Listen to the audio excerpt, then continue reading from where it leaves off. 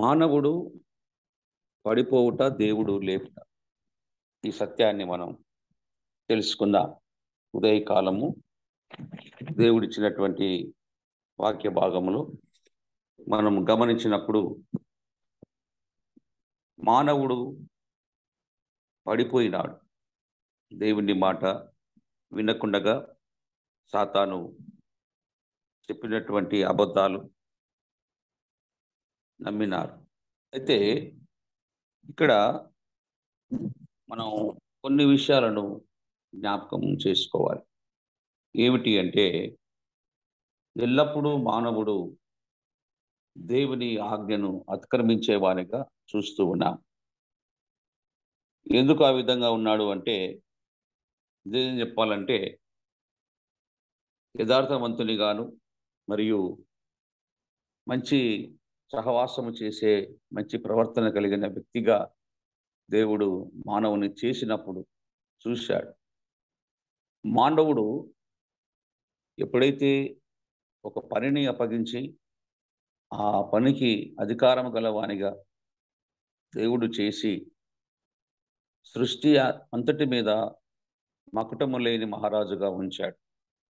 అంటే ఈ సృష్టిలో ఉన్నటువంటి చెట్లకు, జంతువులకు మరియు ప్రతిదానికి పేర్లు పెట్టడము దేవుడిచ్చిన అధికారం. అంటే మీరు సృష్టిని ఏలుడి అని చెప్పినాడు దేవుడు. సృష్టిని ఏలే క్రమంలో అక్కడ ఒక శత్రువు ఉన్నాడు దేవునికి. దేవుని సృష్టిని చెడగొట్టడానికి, దేవుని పనిని ఎల్లప్పుడూ నాశనం చేయడానికి సృష్టిలో ఒక దూత ఉన్నది. ఆ దూత పేరు అందరికీ తెలుసు, లూసిఫర్. అది ప్రారంభంలోనే దేవుని పనిని, దేవుని సృష్టిని నాశనం చేసి ఆయనకు వ్యతిరేకత తీసుకురావాలని ఇక్కడ మానవుని వాడుకుంటున్నాడు. ఎట్లా వాడుకున్నాడు అంటే,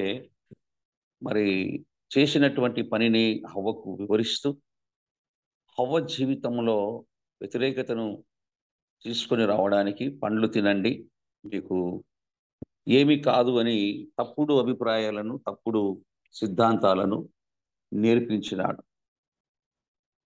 బాగానే ఉంది అని చెప్పి అవ్వ కూడా తిని కొన్ని తన భర్తకు ఇచ్చినది. వీళ్ళారా, భర్త కూడా తిన్నాడు ఇక్కడ. అంటే ఇక్కడ మనం 2-3 విషయాలు చేయాలి, ఆలోచన చేయాలి. ఏమిటి అంటే, బుద్ధిహీనత. దేవుణ్ణి వెంబడిస్తున్న సమయంలో దేవుడు లేడని మాతో పాటు మా పనులను, మా సిద్ధాంతాలను, మా యొక్క కార్యాచరణలను తెలుసుకోవడం లేదు అని ఎల్లప్పుడూ మానవుడు తలుస్తూనే ఉంటాడు. ఎందుకు? మొదటి మానవుడైన ఆదాము, హవ్వలు వాళ్ళు దేవుని మాట వినక ఒక స్వతంత్రాన్ని కోల్పోయారు. వాళ్ళు దిగంబరులుగా ఉండి కూడా దేవునితో సహవాసం చేయగలిగినారు అంటే శరీర క్రియలు వారిలో లేకుండే. ఎప్పుడైతే సాతాను ఆ బోధ విన్నారో అప్పుడు వాళ్ళు దిగంబరులను తెలుసుకున్నారు. మనం గమనిస్తే 25వ వచనం, 2వ అధ్యాయం ఆదికాండం 25లో వారు దిగంబరులు, ఇద్దరు దిగంబరులే 2:25లో. కానీ 3వ అధ్యాయం వచ్చే వరకల్లా శరీరమైన మనసు, శరీర క్రియలు, శరీర లోకానుసారమైన ఆలోచనలు వచ్చినాయి. అంటే వాళ్ళు ఒకలాంటి థర్డ్ పర్సన్, దేవుడు వారిలో మూడో వ్యక్తిగా ఉండి కుటుంబాన్ని నడిపిస్తూ ఉన్న సమయంలో, లేక ఆజ్ఞలిస్తున్న సమయంలో, మంచివారుగా ప్రతిష్ఠిస్తూ ఉన్న సమయంలో వారు దేవుని ఆజ్ఞ నుంచి తొలగిపోయారు. కాబట్టి ఇవాళ క్రైస్తవ జీవితంలో కూడా పడిపోయిన మానవుడు దేవుని వాక్యము విన్నప్పుడు, మారు మనసు పొందినప్పుడు సంఘము కూడా, కానీ క్రీస్తులో ఉండలేకపోతున్నారు. ఎందుకు అనగా, అబద్ధమునకు జనకుడైన సాతానుని వెంబడిస్తున్నారు. క్రైస్తవుడు ఇవాళ ఏం నేర్చుకున్నాడంటే సమస్తను అప్పగించినప్పుడు, లేక కుటుంబాన్ని అప్పగించినప్పుడు, లేక బాప్తిసం ద్వారా పరిశుద్ధ జీవితాన్ని అప్పగించినప్పుడు తిరిగి జన్మించిన విధానము మానవుల్లోనికి రావడం లేదు. బలహీనత వస్తూ ఉన్నది, బుద్ధిహీనత వస్తూ ఉన్నది. మేము చేసే కార్యాచరణ క్రియలు మరి ఇవన్నీ కూడా దేవుడు చూడడం లేదు అని విశ్వాస జీవితాన్ని పోగొట్టుకుంటున్నాడు. నిజంగా ఎంత విచిత్రం అంటే ఆయన ఆకాశం నుండి నరులను గమనిస్తూ ఉన్నాడు. మీరు దేవునికి తెలియదని చాలా మంది అనుకుంటాం, దుష్ట ఆలోచనలు కలిగి ఉంటాం. 33:10 కీర్తన గ్రంథం 33:10లో చూస్తే మన ప్రవర్తన, మన మాటలు, మన జీవితాలను ఎల్లప్పుడూ దేవుడు తెలుసుకొని ఉన్నాడు ప్రియులారా. అందుకని వారు 14 కీర్తన 14:6 వచనమేమి, కీర్తన 33:10 వచనమేమి, మనం చెప్పిన మాటలను బట్టి, మనం చేస్తున్న క్రియలను బట్టి దేవుడు ఆకాశము నుండి పరిశీలిస్తూ ఉన్నాడు. నరులు భూలోకములో నా గురించి, నా కొరకు నిలబడే మనసులుగా ఉన్నారా లేదా అని నీతిమంతుల కొరకు ఆయన ఆకాశంలో కనులు తెరిచి చూస్తూ ఉన్నాడు. కాబట్టి వాళ్ళ విశ్వాసానికి ఒక ఉజ్జీవము రావాలి. విశ్వాస క్రియలు చేయడానికి ఒక ఉజ్జీవత కలిగి ఉండాలి. ఏమిటి అది అంటే మరి అబద్ధ జీవితాన్ని గుర్తించాలి. మరి ఉజ్జీవము లేని నిస్సారమైన ఆత్మీయతను గుర్తించాలి. ప్రపంచానికి యేసుక్రీస్తు సంఘవరుడుగా రాబోతున్నాడు. సంఘవరుడు అంటే సార్వత్రిక సంఘము పైకి ఎత్తబడినప్పుడు రక్షించబడిన ఆత్మలు ఆయనను వెంబడిస్తూ ఉన్నప్పుడు తప్పకుండా మనం కూడా ఆయనతో పాటు వధువుగా వెళ్ళబోతున్నాం. వెళ్ళబోయే క్రమంలో మనలో ఏమైనా సాతాను క్రియలు ఉన్నాయా? ఉజ్జీవం లేని పనులు చేస్తున్నామా? లేక అబద్ధాన్ని నమ్ముకొని మనం ముందుకు వెళుతున్నామా? యేసు ప్రభువు వచ్చిన సమస్య అదే.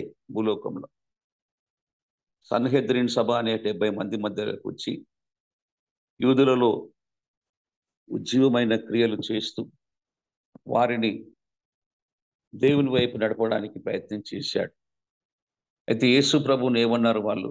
నీవు దేవుని క్రియలు చేస్తున్నాను అంటున్నావు, దేవుని పనులు చేస్తున్నాను అంటున్నావు, నేను దేవుని కుమారుడి అంటున్నావు, నీకు 30 ఏళ్ళు కూడా లేవు అని చెప్పినప్పుడు, మీరు దేవుని పిల్లలైతే నా పనులు గుర్తుపడతారు, మీరు దేవుని పిల్లలు కాకుంటే నా పనులను గుర్తుపట్టారు, మీరు సాతాను పిల్లలు అని చెప్పాడు. అందుకు యూదులకు చాలా కోపం వచ్చింది. అరే, మమ్మలను సాతాను పిల్లలు అంటవేం ఆయన, మేము విశ్వాసంగా ఉన్నాం. ఇప్పుడు కూడా విశ్వాసులైన వారు చాలా మంది గుర్తించడం లేదు. దేవుని పనులు చేస్తున్నామా లేక అబద్ధాన్ని నమ్ముకొని సాతాను క్రియలలోనికి వెళుతున్నాం? చూడండి, యోహాను సువార్త 8వ అధ్యాయం 39 నుంచి 47 వరకు మనం చదువుకుంటే అక్కడ సంవాదం వచ్చింది యూదులకు యేసుక్రీస్తు. మేము అబ్రహాం సంతానం అని వాళ్ళు అంటారు, అబ్రహాం సంతానం అయితే నన్ను గుర్తుపడతారని యేసయ్య అంటాడు. మరి నువ్వు శరీరకంగానే చూసినారు. ఆ పండు తిన్నటువంటి శరీర తత్వమే ఇప్పటికీ యూదులలో కానీ క్రైస్తవ సంఘములో కూడా అలాంటి పనులే చేస్తున్నారు. వాళ్ళు ఏమంటున్నారంటే, నువ్వు అబ్రహాం పుట్టక ముందు ఎట్లున్నావు, నువ్వు అబ్రహాం పిల్లలు మేము, మాకు తెలుసా, మీకు తెలుసా అని వాళ్ళు అంటుంటే, నేను అబ్రహాం పుట్టక ముందు నేను ఉన్నా కదా, నన్ను గుర్తుపట్టాలి కదా. అంటే ఆత్మీయమైన మనసు లేదన్నమాట. ఒక్కరికి కూడా ఆత్మీయమైన మనసు లేదు. కాబట్టి మీ తండ్రి అబ్రహాము కాదు, మీ తండ్రి ఎవరు? అబద్ధమునకు జనకుడైన సాతానుడు. ఆ ఆదాము అవ్వలను సాయంకాలం పూట కలవడానికి వచ్చిన దేవుడి సహవాసాన్ని కోల్పోయిన శరీర క్రియలు కలిగిన వారు మీరు. ప్రతి సాయంకాలము వచ్చి వాళ్ళతో కలిసి మాట్లాడేవాడు. ఎప్పుడైతే స్వరము విన్నారో వెళ్ళి దాక్కున్నారు. ఇంకా మళ్ళీ బయటికి రాలే. ఎందుకు ఈ పరిస్థితి వచ్చిందంటే, అబద్ధమునకు జనకుడైన సాతానుడు ఇప్పటికీ మనలను మోసపుచ్చుతూ ఉన్నాడు. విశ్వాస జీవితాన్ని మోసపుచ్చుతున్నాడు, సంఘాలను సంస్థలను మోసపుచ్చుతున్నాడు, తన యొక్క శరీర క్రియలను శరీరకరమైనటువంటి ఆధిపత్యాన్ని చూపిస్తూ ఉన్నాడు. అందుకనే షేక్స్పియర్ ఒక మాట రాస్తాడు. ఏమంటాడంటే హెజిమనీ అండ్ రెసిస్టెన్స్, అనగా ఆధిపత్య ధోరణి ప్రతిఘటన. హెజిమనీ అండ్ రెసిస్టెన్స్ అనగా ఆధిపత్య ధోరణి. ఏదైతే పాపం పైన మనుషుల పైన ఆధిపత్యం చూపిస్తూ పేరు ప్రఖ్యాతి కీర్తి ప్రతిష్టల కొరకు మనం పోరాడుతున్నామో, యేసుక్రీస్తు ఒక ప్రతిఘటనగా నిలబడి చెప్తూ ఉన్నాడు, నీ క్రియలు చెడ్డవి, నీవు చేసే పనులు మంచివి కావు, అబద్ధాన్ని నమ్ముకొని అబద్ధ జీవితంలో సంఘము ఉండకూడదు. విశ్వాస కూడా ఎల్లప్పుడూ శారీర క్రియలను అనుసరించకూడదు. అంటే దీని అర్థం ఏమిటి? శారీర క్రియలు అనగా బుద్ధి లేని, జ్ఞానం లేని, కార్యాచరణ లేని విశ్వాస జీవితాన్ని మనం బైబిల్ చదవని జీవితం, దేవునితో మాట్లాడని జీవితము, అంటే ప్రార్థన లేని జీవితము, ఆదివారం చర్చికి పోతే మళ్ళీ ఆదివారం చర్చికి వెళ్ళడం, ఇవన్నీ ఉంటాయి. కాబట్టి ఇవాళ మనం తిరిగి జన్మించిన ఉజ్జీవకరమైన స్థితిలో మన సంఘాలు మనము ఉండాలి. సంఘము చీకటిలో లేక క్రియలు లేనిదిగా ఉంటే సంఘము మరి నిజంగా దేవుడు సాతానుని పిలిచి కూర్చోబెడతాడంట. అబద్ధాన్ని నమ్ముకొని ఇవాళ అవే జరుగుతున్నాయి సంస్థల లోపల ఏం జరుగుతున్నాయి? ప్రభువు లేని కార్యాలు, చీకటి కార్యాలు, మరి తీర్మానము లేనటువంటి ఆర్గనైజేషన్స్, తీర్మానము లేనటువంటి మరి క్రియలు.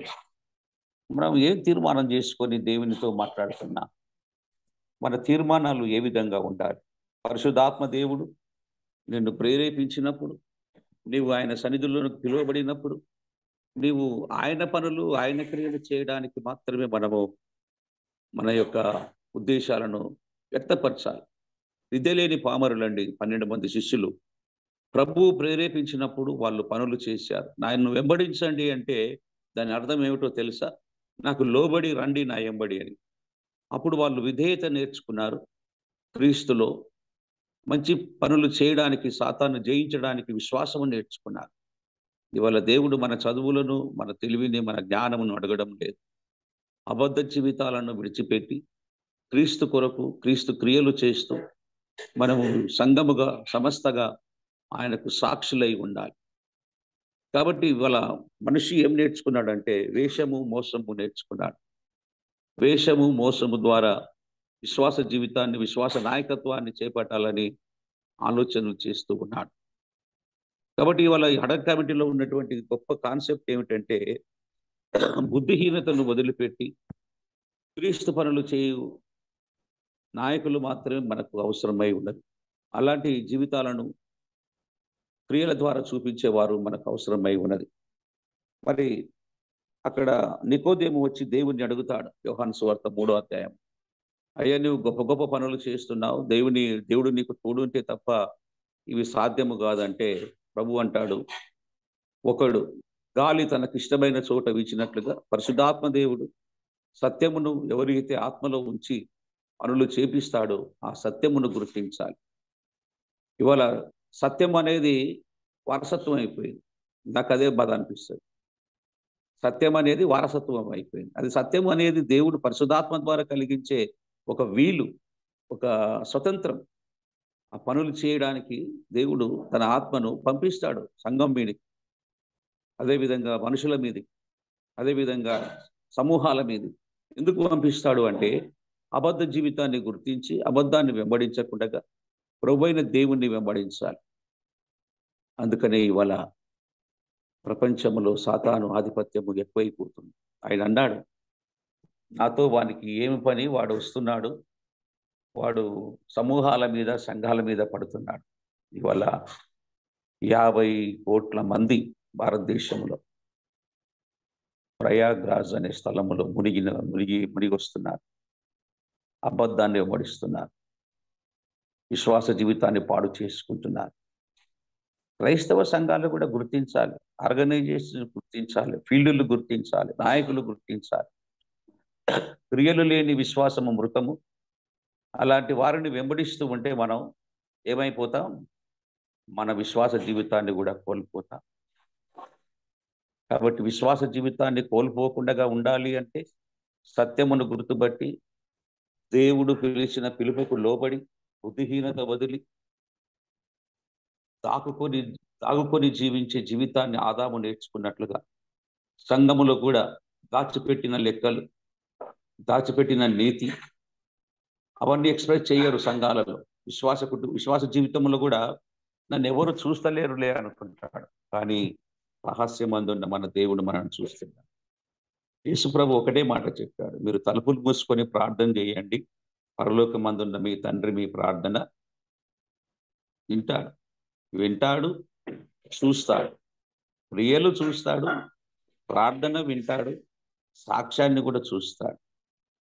అపోస్తలుల కార్యములు 5వ అధ్యాయంలో మనం 40-45 వచ్చిన మనకుంట పేతురు అంటాడు, అయ్యా మేము ఊరుకుండు అని మీరు ఖండిస్తున్నారు, కానీ చెప్పకుండా సాక్ష్యం ఇయ్యకుండా మేము ఉండజాలం. ఆయన ఈ లోకానికి వచ్చి మంచి క్రియలు చేసి సంఘాన్ని విస్తరింపచేసి విశ్వాసులను మారు మనసు పొందమని చెప్పాడు. అలాంటి పనులు చేయడానికి మేము వచ్చాం తప్ప మరి మమ్మల్ని ఊరకుండు అంటే మేము ఉండజాలం. వి నాట్ కెప్ట్ అవర్ మౌత్. మా నోరును మేము మూసుకొని ఉండలేము. యేసు కొరకు, యేసు క్రియల కొరకు మేము జీవిస్తాం. యేసు సాక్షులుగా నిజములోనే నడుస్తాం. మన మాట ఎట్లుండాలంట? అవునంటే అవును, కాదంటే కాదుగా ఉండాలి. కాబట్టి మనం వెంబడించే విధానము సాతానుకు లోబడి జీవిస్తున్నామా, లేక సాతాను బాటల్లోనికి వెళ్ళక దేవుని మార్గంలో నడిచి చేస్తున్నావా? నీ క్రియలు నేను ఎరుగుదును అంటాడు దేవుడు. నీ క్రియలు నేను ఎరుగుదును. నికోలాయితుల క్రియలు ఉన్నాయా, లేక నాకు పనికొచ్చే క్రియలు ఉన్నాయా అని దేవుడు చూస్తూ ఉంటాడు. కాబట్టి ప్రతి ఒక్కరము గమనించి ప్రభువు కొరకు నిలబడదాం, ప్రభు బిడ్డలుగా ఉందాం, దేవుని క్రియలు చేద్దాం. అనుకోకుండా జరిగిన పడిపోయిన మానవునికి ఇవాళ దేవుడు శ్రమల కాలము జ్ఞాపకం చేస్తూ ఉన్నాడు. నీ పాప జీవితాలు, అబద్ధ జీవితాలు ఏమైనా ఉంటే ఈ శ్రమల కాలములో నేర్చుకోవాలి. ఏమిటి అంటే ప్రార్థన జీవితము, క్షమించే జీవితము, క్షమించబడే జీవితం. ఆయన పొందిన గాయముల వలన నూతన ఆసక్తి, నూతన ఉజ్జీవము మనకందరికీ సంఘముగా దేవుడిస్తున్నాడు. అందుకని ప్రకటన గ్రంథములో సంఘములో ఆత్మ చెప్పుచున్న మాట చెవులు గలవాడు వినుగా. ఆత్మ చెప్పే హెచ్చరికలను మన శరీరమునకు ఆత్మకు వంటిన కల్మషాన్ని, అబద్ధ జీవితాన్ని తీసివేసి పరిశుద్ధ జీవితాన్ని, పరిశుద్ధులుగా ఉండడానికి ఇచ్చిన ఆ యొక్క ఉజ్జీవాన్ని మనము ఆరిపోకుండా చేసుకొని ప్రభువు కొరకు జీవించుదాం. ప్రభువు బిడలుగా సాక్ష్యాన్ని పొందుదాం. ఇలా ఏసీలు, జీసీలు సంఘ పరలోక రాజ్యానికి రావండి. పరలోక రాజ్యానికి వచ్చేది ఒకటే. మన క్రియలు మంచివా? మనం దేవుని కొరకు నిలబడ్డామా? దేవుని పనులు చేస్తున్నామా? సంసోను బలాన్ని నమ్ముకున్నాడు. బలాన్ని నమ్ముకొని దెలీలా చేతిలో మోసపోయాడు. ఇష్టపడి చేసుకున్న భార్య చేతిలోనే బలహీనుడిగా మారిపోయాడు. ఇవాళ అలాంటి బలహీనతలు మనం ఉంటున్నామా? మన విశ్వాసం ఉంటుందా? మనము దేవుని బిడ్డలుగా ఉంటున్నామా? దేవుని రాజ్యానికి తగిన పనులు చేస్తున్నామా? సర్వలోకమునకు వెళ్ళి సర్వ సృష్టికి అనగా సంఘమంతటికి ఇవాళ మేలుకొలుపు తీసుకురావలసిన బాధ్యత ప్రతి సువార్థికునికి, క్రైస్తవునికి, సంఘ నాయకులకు ఉన్నది. ఆ మేలుకొలుపు ఏమిటంటే రానయ్యున్న యేసయ్య నాలో ఏ క్రియలు చూస్తున్నాడు? ఆయన నన్ను కడిగి శుభ్రపరిచి పరిశుద్ధునిగా, పరిశుద్ధురాలుగా, పరిశుద్ధ సంఘముగా ఉంచినాడు. మేము ఆయన పనులు చేయడానికి నడుము కట్టుకొని ముందుకెళ్తున్నామా? ప్రియులారా, ఇప్పటికీ యేసు ప్రభు చెప్పిన మాటలు, కనులెత్తి పైరును చూడండి, మీ కనులెత్తి పైరును చూడండి, అవి కోతకు వచ్చినాయి. ఆత్మలు ఎన్నో ఇవాళ అబద్ధములు వెలిగిపోతున్నాయి.